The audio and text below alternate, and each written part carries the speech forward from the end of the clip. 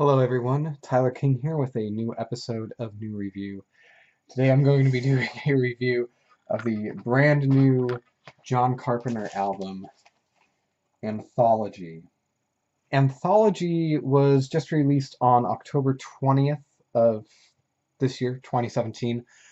It is subtitled Movie Themes 1974 to 1998 because it comprises itself of 13 re-recordings of movie themes from John Carpenter's various films, going all the way from Dark Star in 1974 all the way to Vampires in 1998. This is technically his third studio album. It was recorded along with his son Cody Carpenter, as well as Daniel Davies, who recorded his Lost Themes and Lost Themes 2 albums with him. And this, just like those two, was also released on Sacred Bones record label. The album opens with the theme for In the Mouth of Madness, which he co-wrote with Jim Lang for his film In the Mouth of Madness in 1995. The song has a much more rock feel to it than most of the other material that's found on the album, even though it does open up with this very pretty harpsichord melody, which draws us in before it just starts driving us forward with this chugging guitar and this pounding drum beat. The song, I mean, it's full of wailing guitars, and this is definitely, I would say, his heaviest song that's on this album. And I remember he has said before that he was actually inspired by Metallica when doing this theme, and it really does show. And the song pummels forward until right around a little bit over 2 minutes in, it all fades away into this more spacey synthesizer-led part of the song, which does plant us firmly into the ground of where his more classic themes lie. It becomes a lot more electronic based during this section of the song, which is really a nice pause following just the onslaught of guitar and drums for the first part of this song. The harpsichord does come back, as does the guitar and the drums and the bass, until the song does come to a monumental, eruptive conclusion. What's interesting about this song in particular is that this is the only song on the album that was actually recorded with John Carpenter's entire live band.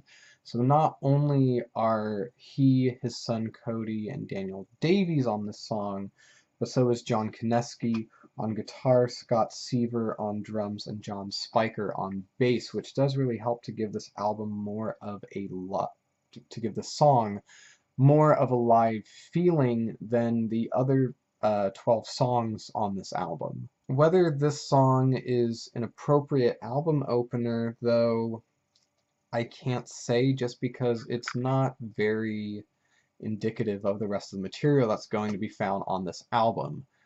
But as far as the actual themes and the songs on this album go, I will say that the original version of this theme was never one that I was absolutely crazy about, but I do much prefer this re-recorded version of it. Up next we have Assault on Precinct 13, which I would say is the theme to what feels like John Carpenter's first truly great film, which was released in 1976. The beat here is really a stuttering rhythm section, and the first synthesizer that we hear, which is more bass sounding, just lays down a killer riff. Dun dun dun dun dun dun dun dun dun dun dun dun dun dun dun dun dun. The lead synthesizer here does create this very eerie shifting effect. Right before about a minute in, we just are blasted by this barrage of multiple synthesizers holding down the same note. the high-pitched, airy synthesizer does come back towards the towards the end of the song to see everything out. And this song, this theme, whichever you want to call it, it's very short, it's very sweet, it's very to the point, and it's always been one of my absolute favorite themes from any John Carpenter film. And this re-recording of it is, to me, definitely one of the highlights on this album. Now, this was originally released last year at the same time as a few of the other re-recordings on this album, which include the next song, which is going to be The Fog. This was the theme for John Carpenter's film, The Fog, which was released in 1980. The music here, I would say that on this theme, more so than some of the others, really does help to perfectly convey what the film that it was made for conveys. Here we get this very off-key piano and synth part welcoming us into this song. The first half of the song is pretty bare bones. We get this dark, more sinister synth pad coming in under the main synth and piano before the main synth fades away and we're left with just the piano by itself, playing the slow, haunting melody. Finally, just under about 2 minutes in, these synth strings jump out at us under the gloom, and now we are in full haunted house ghost mode. Towards the end, we do get this very haunting guitar part by Daniel Davies before the song fades out, and it's just it's great. It's not one of my top 3 favorites on this album, but it's so effective, and I would say that this song in particular, this theme in particular, is one of the most underrated of John's. Up next we have Prince of Darkness, which, like The Fog, I think fits perfectly to the film that it was recorded for. We do get 4 percussion hits that welcome us into the song before this fuzzed out bass and these just haunting and distorted choir vocal synth pads leap out at us. The 1987 film does deal a lot with the idea of heaven and hell and God and the devil, and like The Fog, the song that was just before this one, I do think that this theme does work incredibly well, both on its own and as far as being able to inspire the imagery of the film that it's made for. Right around the 80-second mark, some sparse percussion comes in, which helps to keep the song grounded and to keep it going along. Just before some sinister synth waves just come out of the undercurrent of this song, accompanied by a chugging guitar, which just keeps the song driving forward. At right around the 2-minute mark, we are assaulted by just this blast of static and noise. Before around the 2:20 mark, we do get this stuttering synth line that's coming in and trying to kind of weasel its way in with the other instrumentation, and this goes on up until the song comes to its conclusion. Following this, we have Santiago, which is from the Vampires soundtrack, which going into this album was a theme that I was not all that familiar with, mostly because I've never been too big of a fan of the 1998 film Vampires. The song does have a very sparse feeling to it. There's not too much going on, which makes sense given that the film Vampires is essentially a Western horror film. There's a pedal steel guitar going on, and there are parts of it where this lonesome sounding guitar part does remind me a lot of moments from the song Purgatory from John's first Lost Themes album. There are some low, ominous synth parts on the song, although mostly it is going to be guitar-based. And I think it's a nice breather after Prince of Darkness, but it's not leaving too much of an impression on me. It might be too soon after the album has come out for me to give a final verdict on it, but it's just not one that is doing too much for me. However, following that, we do have Escape from New York, which is one of my absolute favorite John Carpenter films, and as far as the songs on this album are concerned, this is my absolute favorite song on this album. A simple kick drum beat invites us into the song. This high-pitched synth whines in the background, and a piano holds down the rhythm, while a truly 80s feeling synthesizer plays us the familiar theme of the movie that we all know and love. Daniel Davies' guitar is used for more mood during the first half or so of the song.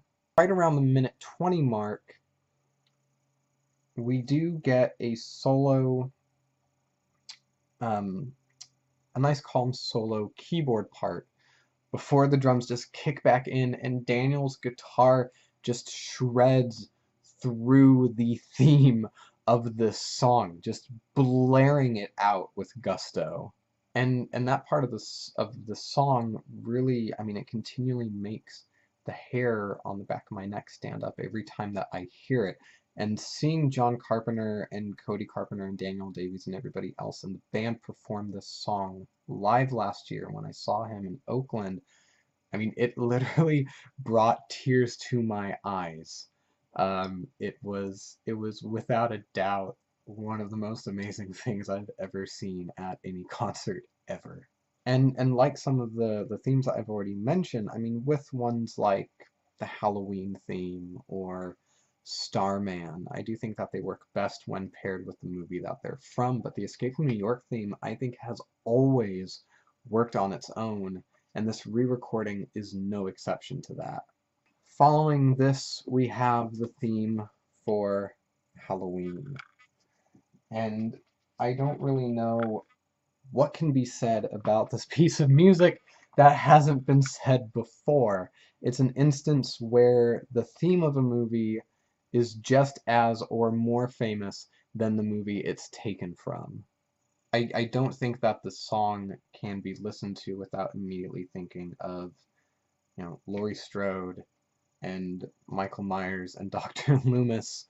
The percussion here does have a bit of a more updated sound. The synths here are even a little bit more sinister sounding than on the original version.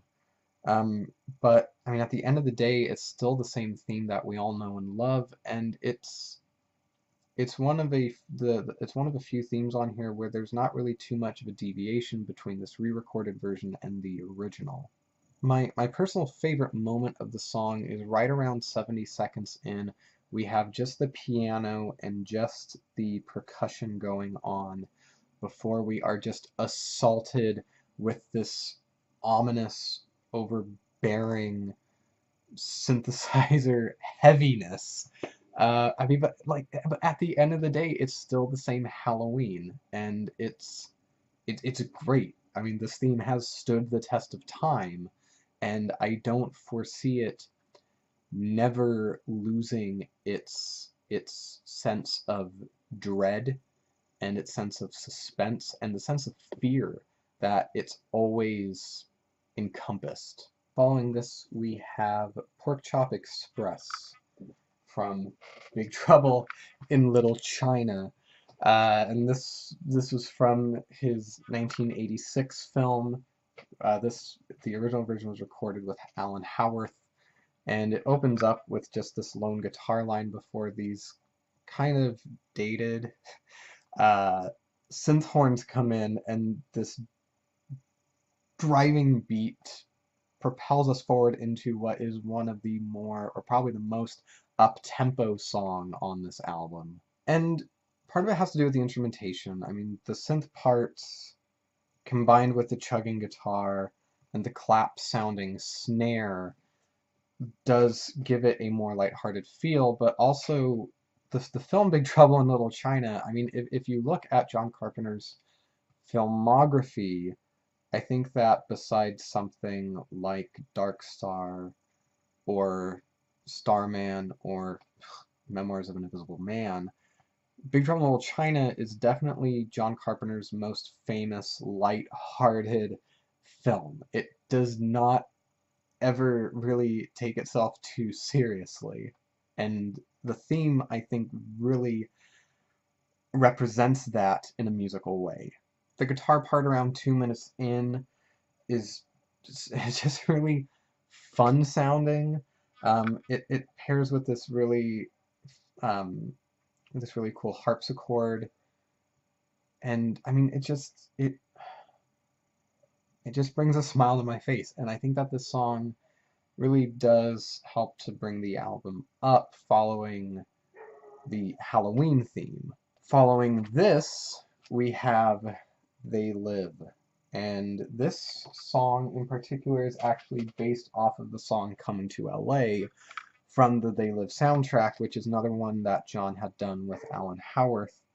And this is another slower song like Santiago, but there's more going on in this song, I think, to keep it interesting. Here we get some more twangy guitar, kind of like in Santiago, some vibraphone sounding keyboard parts, some harmonica, which is actually played by Ben Lee, who makes an appearance on this album, on this song. And personally, I don't think that this theme fit the movie overall. I think that it fits the scene that it takes place in very well, but I never really thought that it fit the film overall. But here, I do think it's a nice breather between the fun of Porkchop Express and what we're going to get with the next song, which is going to be the theme for The Thing. There's a swanky vibraphone solo in the song right around the halfway mark. That's pretty nice. But the real treat here, I think, is right around 2.5 minutes in, we start getting these blasts of guitar that aren't in the original version. They're added to this version. And it's almost like it's trying to revolt against the rest of the instrumentation that's going on, which has this very relaxed feel. And then all of a sudden we just get this insane sounding electric guitar part that's trying to like fight against it. Following this is The Thing. So John, Cody, and Daniel do their take on the song Desolation, which Ennio Morricone had composed for John Carpenter's 1982 masterpiece. And I've done a review of the soundtrack to The Thing, which I put up a few months ago. However, the song Desolation was never on the actual official soundtrack, which I think is a shame because I think it's the single best piece of music that was recorded for the album. And I would go so far as to say that as much as I love the original and what Morricone did on the soundtrack, I do think that this re-recording elevates it to another level. Some deep synth pulses welcome us in, and it's such a downer, gloomy introduction to this song. So we do get some haunting synth stabs that come in out of the gloom, and it does create this very haunting, dark, and ominous feeling and atmosphere. A minute and a half in, we do get the steady kick drum beat, which does help to drive the song along, much like it was with the Prince of Darkness theme. And we do get this distorted guitar joining in, playing the central melody with this keyboard, and as it continues, we just get guitar part over guitar part over guitar part, and it becomes more and more distorted and crazy and unhinged sounding, while the rest of the song maintains its same instrumentation. I mean, just this guitar just becomes blaring and overbearing, and it's awesome. I would say that this is going to probably be the single most uncomfortable feeling song on the album. I love it. I think that it's great, and I've always been very vocal that The Thing is my absolute favorite film ever made. Um, and I don't know, I love this song. I think it's great. Following this, we have Starman, and Starman was, I believe this one is based off of a song called Starman Leaves. Jack Nitzsche, I believe it's pronounced Jack Nitzsche or Nietzsche. I don't really know. But he wrote and recorded the soundtrack for John Carpenter's 1982 kind of antithesis to The Thing, because The Thing is about this alien that wants to kill you, and Starman is about this alien that wants to love you. And I don't know. I think that this theme is very schmaltzy. Um, the synths are large and grandiose, and it's trying to make this, it's trying to give you the sense of like wonder, and it just kind of gives me secondhand embarrassment. I think that this song also is the one song on here that absolutely does not work without the accompanying film that it was made for. Which is to say a lot, because the next song on it, which is going to be the theme to Dark Star, um, is, I mean, it's super simple sounding. It and it's very short. The theme to Dark Star on here is only about 90 seconds long, which is definitely the shortest song on the album. It just sounds like an average run-of-the-mill, creepy song or theme that you would get on a mix, Halloween CD at, Best Buy or Target. I think that the Dark Star theme really serves as, what's what I'm looking for? It's interesting if you look at it as an example of how great John Carpenter's themes were going to become, but on its own, on its own, and also, I mean, especially paired with the the theme for Starman, when you put these two songs back to back, I can't really tell you what the last two songs that I listened to sounded like. However, it is all saved by the closing song on the album, which is going to be the theme for Christine. This is an adaptation of the song Christine Attacks Plymouth Fury, which I believe was his first collaboration with Alan Howarth. This was in 1983, between doing The Thing and doing Starman. The original theme was much shorter. It was only about 2.5 minutes long, and it didn't really leave too much of an impression on me. But here, we get this very spacey solo synth opening. The main melody is really softly played on this very echo-heavy pad before this low rumbling bass line comes in. Finally, around 80 seconds in, Daniel Davies begins playing the central melody on his guitar, and this driving beat just comes up underneath him. High-pitched guitar parts on this song, like, they just send shivers down my spine, and there are some moments of calm on this song which just make you appreciate these sinister parts that much more. Seeing Carpenter and his band close his show with this song last year, I mean, it was absolutely mesmerizing, and overall, I think that this song, what's the word I'm looking for? It's such a fitting ending to the album. I can't think of a better song that they could have ended it on. And in that regard, I'm glad that the track listing didn't go chronologically, because otherwise it would end with the vampires theme, which I think would have been really a really big letdown. And I mean, I absolutely love this version of the Christine theme. Um, and that is the Anthology album by John Carpenter. My thoughts on the album are that, I mean, when John Carpenter announced that he was going to be doing Lost Themes and, that he was releasing his first album of non-soundtrack music, I was absolutely ecstatic, especially paired with the song Vortex, which was previewed in advance of that album. And it came out and it did not disappoint. And then Lost Themes 2 came out and it did not disappoint. Following that, with the announcement of the re-recordings of the themes from Escape from New York, Halloween, The Fog, and Assault on Precinct 13, I mean, I absolutely loved them. And seeing him live, I did hope that there was going to be studio versions of these re-recordings that he was performing live, especially considering the new embellishments he was doing on themes like the Christine theme or The Thing.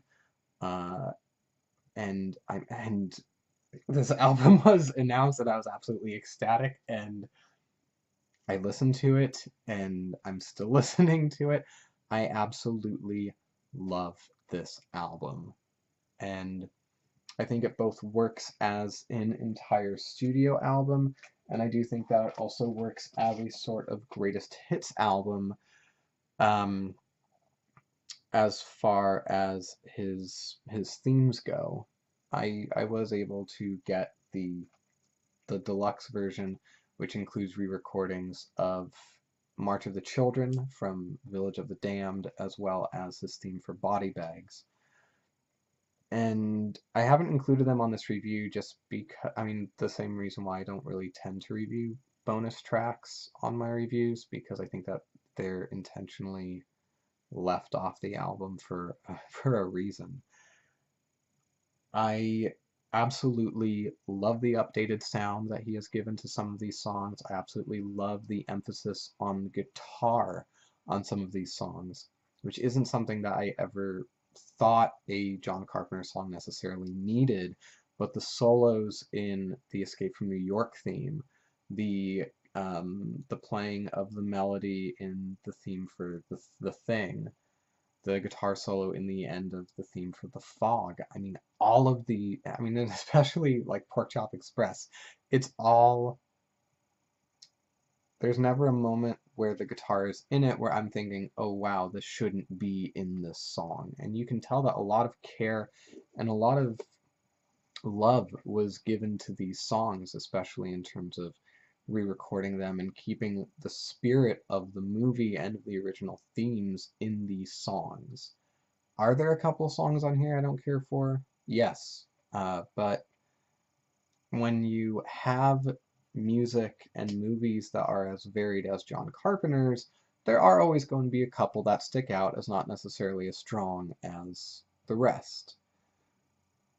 I was very pleasantly surprised by the themes for Prince of Darkness, the Porkchop Express, and the Christine themes, I think, are the three that really, those are the three where the re-recordings of the themes absolutely made me a fan. um, I, I, I just have so much love for this album, and I mean, part of it definitely has to do with the fact that I have a lot of love for John Carpenter, and I think that he, I mean, in the history of film, if you look at the great directors, John Carpenter isn't necessarily going to be up there with the likes of Akira Kurosawa, or, I don't know, John Ford, or Charlie Chaplin. But I've always absolutely loved John Carpenter's films, and I think that for the most part they are very timeless, and I don't think that they're ever going to not be effective. I mean, the original Halloween is just as effective now as it was when it first came out. I recently rewatched Assault on Precinct 13, and that movie really is a very intense, action-packed movie, and I don't think it is ever going to lose that. The same way that I think a lot of these songs are never going to lose their punch. The Halloween theme, like I said, is as popular and as famous as the actual movie, and it is never, ever, ever going to lose its potency. I can say the exact same thing about the themes from Escape from New York, from Assault on Precinct 13, the Porkchop Express from Big Trouble in Little China. I mean, these are songs that the fans know, and they are songs that the fans love, and in some instances, they're ones that everybody knows, like the Halloween theme. And I keep rambling on and on and on and on, but this is honestly my, so far, I mean, it's already November, so I don't foresee one taking this spot, but this is my album of the year. This is phenomenal, and I absolutely love it. Um, if I were to say my three least favorite songs on here, it would probably be Dark Star, Starman, and Santiago from Vampires. Picking favorites. I mean, I don't have a top three. I mean, I have a top five. I mean, if I were doing my top five in no order, it would be Assault on Precinct 13, Escape from New York, Porkchop Express, The Thing, and Christine. Those would be my top five themes on here, or songs. Um, yeah, I honestly, I can't think of one piece of criticism against this album, even though there are songs on it that I don't necessarily care for. At the end of the day, it holds up, and it is such a strong collection of songs. I think that if you are into electronic music in any way, um, whether it be electronica or new wave or synth pop or, drum and bass, any of that, any of that, or most of it can come back actually to the original soundtracks that John Carpenter was doing in the 1970s. And I, I just can't express how much I love this album. Um, at the end of the day, though, I can't give it a perfect 10 out of 10 just because the two songs on here that are my least favorite, which are going to be Starman and Dark Star, just don't really do really anything for me. But that's such a small complaint that I can't not give this album at least 9 out of 10. Final score for this album is going to be. And yeah, that's my long-winded, drawling review of John Carpenter's Anthology album. So, what do you think? Do you love it? Do you hate it? Do you absolutely love this album? Is it your favorite John Carpenter album? Do you prefer the Lost Themes albums? Is there a theme you wish were on the album? Like, I don't know, Ghosts of Mars? What's up with that? Leave any and all questions, comments, criticisms, critiques in the comment box below. Thank you again for watching. One final time, this is Tyler King with NuReview, John Carpenter Anthology, movie themes 1974 to 1998. An incredibly solid album, an incredibly solid 9 out of 10. Thank you for watching. I will see you next time.